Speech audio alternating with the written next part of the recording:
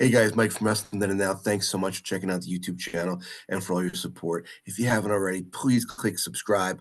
I have so much content coming up. You don't want to miss anything. If you enjoy this video, please give it a like. It really does help my channel grow. Thanks again. You worked a singles match on TV with Hogan, correct? Yes. Yeah, I remember that. Talk to me about working with Hulk Hogan.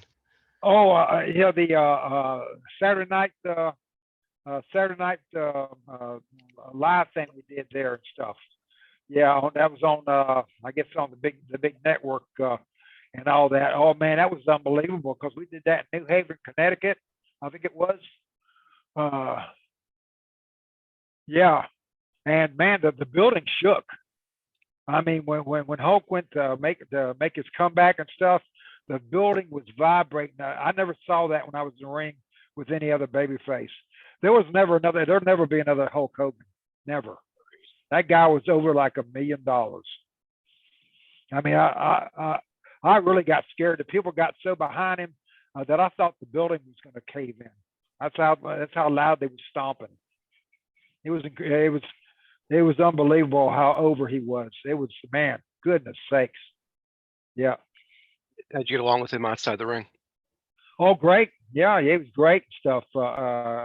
Great guy, and loved talking with him and stuff and everything because he was just down to earth and stuff because he'd worked in the old territory where I worked at with Arn Anderson and other guys and Dothan, and Hulk loved working in Dothan, Alabama, that territory down there.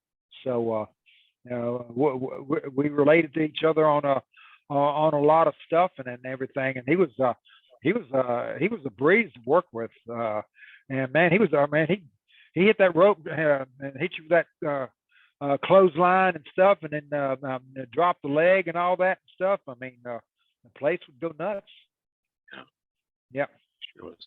Would you get, again, not dollars and cents, would you get a payoff from the WWF and from the network too? Would you get a double payoff for some of those big shows? Yeah, because you get the separate payoff, and but most of the time they came together from what I remember. So, okay.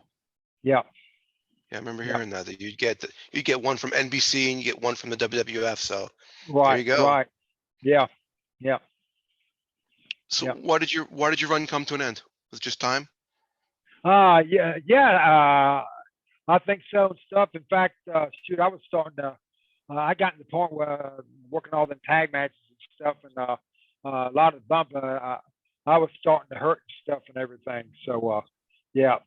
But I'm glad it came to an end when it did, because it might have affected me further down the road and stuff too. So, because all that constant bumping, because that's all I wanted. That's all I did through the years, because that's what I loved doing. But you just can't do that forever. How are you today? How are you physically? Doing okay. I still have a lot of trouble with the shoulder. I ended up getting a hernia, which I think I developed that when I was in the WWF, and then I heard it more after I got into the truck driving business and everything. Climbing up and down out of trucks and all that, because my grandfather was an engineer on the with the railroad, and he had hernias from climbing up and down out of locomotives for years and years. So, yeah, but I'd hurt my shoulder shooting when I was a sophomore in the high school in a bicycle wreck, and then I'd hurt it again in wrestling. In fact, I hurt it really bad down in Pensacola, Florida, and thank goodness Ric Flair was there. He was the NWA champion at the time, and he got me in the gym the next day and got me moving it, because if I hadn't done that, I mean, it was freezing up on me. I couldn't do nothing with it. That was the one I'd messed up when I was in that bicycle wreck when I was a sophomore in high school, and I messed it up again. And thank goodness Flair had me in the gym doing therapy with it the next day, because it was in bad shape. But it always gave me trouble through the years after that, and that was in 1984. So, yeah. Favorite matches that stick into your head? Any favorite moments from your career?